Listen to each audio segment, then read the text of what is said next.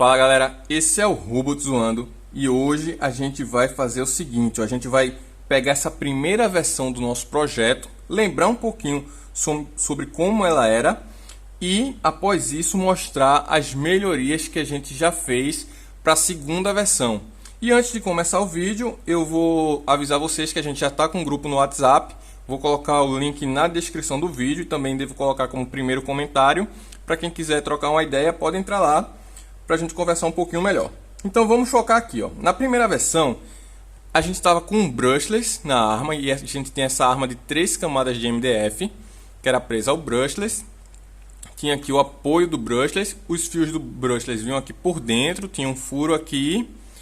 Através desse conector, a gente ligava no ESC.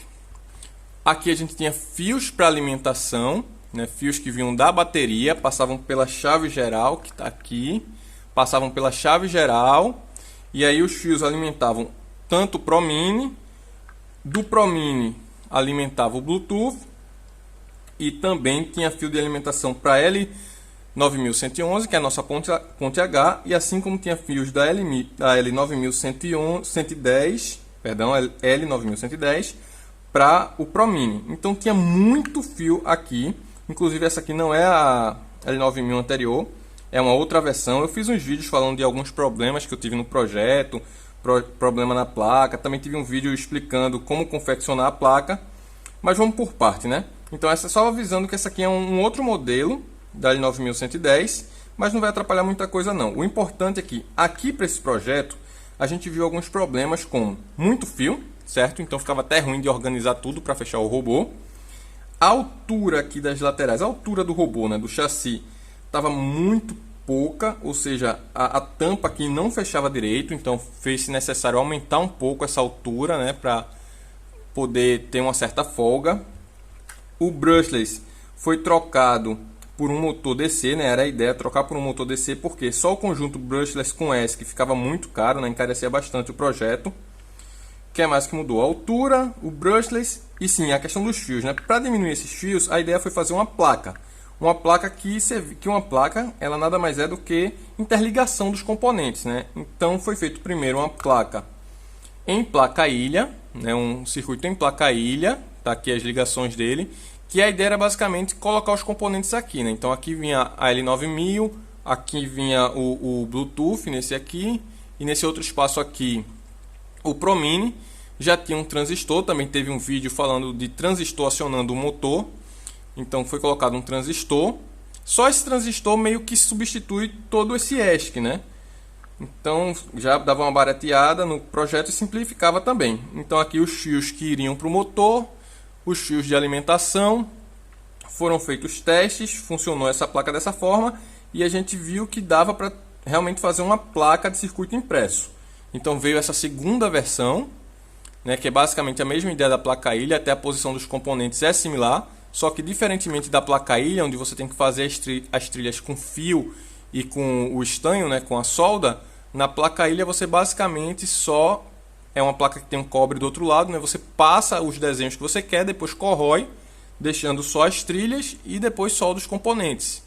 Então essa aqui vamos dizer que foi um passo depois dessa. Só que aí tive um vídeo também mostrando problemas, né, com essa placa aqui que não estava alimentando bem. Pensei em botar capacitores, pensei que eu ia ter que mudar esse circuito. Até seria bom botar um capacitor, né, para dar uma filtrada. Mas depois eu vi que o problema basicamente era os fios que eu estava usando não eram tão bons, não estavam permitindo passar muita corrente.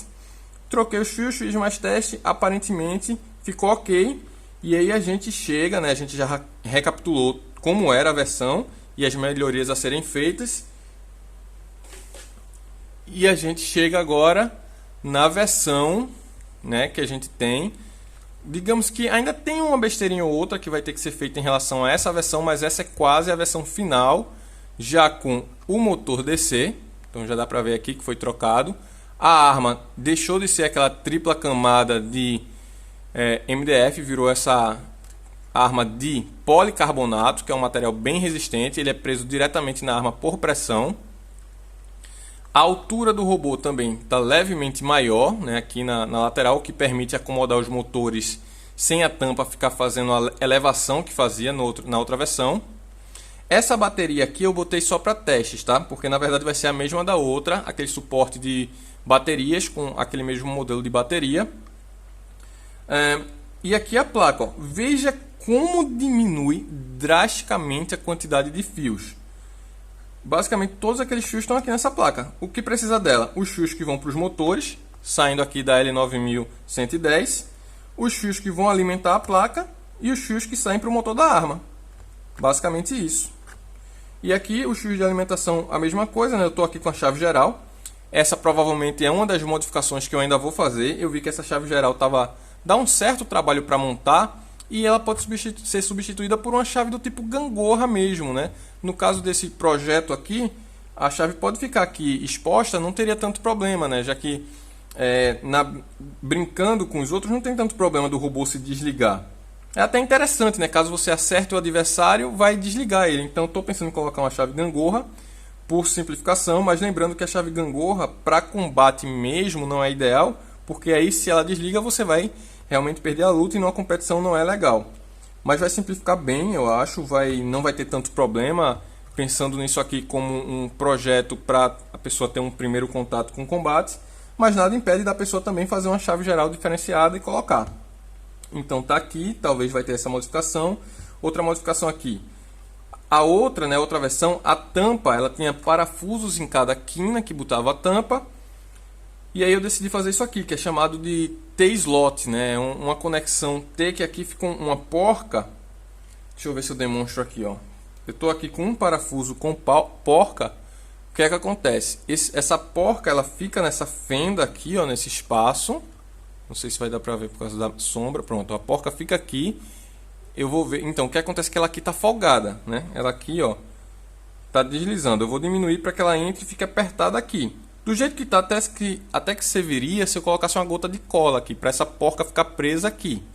E aí o que acontece? Essa porca ficando presa, esse parafuso a gente podia desrosquear, tirar ele e ia ficar só a porca aqui. Aí vinha com a tampa, tampava e aí vinha com esse parafuso e prendia nessa porca tampa. Então foi outro diferencial. Coloquei também porcas embaixo, apesar dessa estrutura estar colada. Eu colei ela, mas poderia ter sido feita toda assim, ó, toda no parafuso com porca, mas colar já resolve. Acho que já dá, no caso aqui já só precisaria para tampa mesmo, né? Porque tampa a gente quer que saia e coloque de volta. Também aqui, ó, faltou um corte aqui, por exemplo, nessa versão, que é para entrar parafuso e porca aqui. Então como eu disse, essa aqui ainda tem umas leves alterações nesse projeto, mas esse é basicamente, eu acho, finalmente a versão final. Então um corte aqui para colocar, e o ideal é que ele seja todo com parafuso e porca ao invés de colado. Porque aí qualquer coisa, vamos supor, que se danificar essa frente aqui, se eu quebrar essa frente, só seria eu tirar o parafuso e colocar uma nova. Aqui colada, se danificar essa frente, se quebrar por algum motivo, eu vou ter que tentar forçar para tirar essa peça. Provavelmente vai ficar pedaço dela aqui. Vou ter trabalho para tirar esses pedaços colados para colocar uma nova. Aqui eu fiz porque é um teste, né? Foi um teste, eu não estava com todos esses parafusos também disponíveis para colocar nele todo. Eu queria montar logo, eu fiz assim como também aqui, ó, eu colei logo e aí eu vi que deu uma diferença de altura. Não sei se vai ser perceptível, mas tipo, esses dentes não ficaram perfeitamente alinhados. E aí como eu já colei, não dá mais para eu forçar aqui. Se fosse com parafuso, eu poderia tirar o parafuso e ajustar. Aqui está o motor, então o rasgo para o motor entrou perfeitamente, ficou com uma pressão legal. Eu dei uma reforçada de cola quente, né, para ele ficar melhor preso. Do outro lado, o furo que tinha era basicamente do tamanho exato do motor. Mas aí, como teve esse desalinhamento, ficava meio que forçando o eixo. Então eu aumentei um pouco o furo aqui para girar livre, certo? Mas aí eu acho que é bom deixar um pouco largo mesmo, um pouco maior, porque caso até com o parafuso fique desalinhado, é bom que essa arma sempre consiga girar livre. Então o que mais que a gente pode falar aqui? O LED colocado de costume, o fio do motor eu coloquei com esse tipo de conector aqui, mas poderia ser um fio direto, né? Isso aí é também outro detalhe a ser visto, mas basicamente é isso. Coloquei uns capacitores aqui no motor também, que depois que eu fiz os testes vi que talvez não fosse tão necessário. E acho que está realmente, como eu falei, tirando esses detalhezinhos estéticos que eu vou fazer, já está praticamente concluído. Posso até fazer em breve uma disputa, né, desse robô com a versão anterior, uma brincadeira. E para finalizar aqui, eu vou mostrar ele ligado para ver que a arma ela tá girando legal também, tá bem interessante.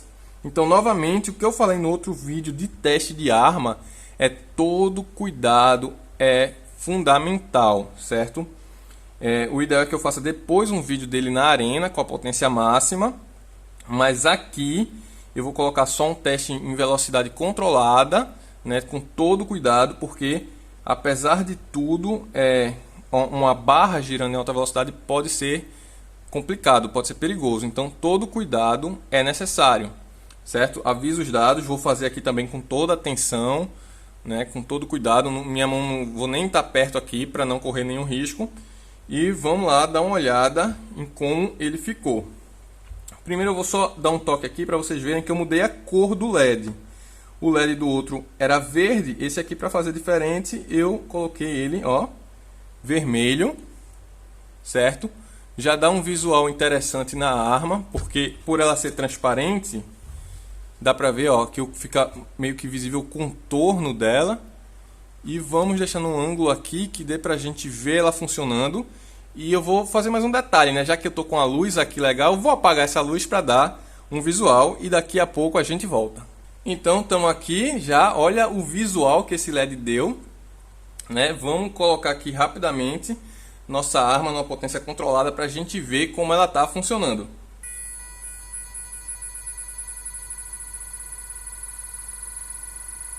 Como eu falei aqui, eu não vou aumentar a velocidade muito mais que isso, por questões de segurança, mas dá para ver que o visual ficou bem interessante.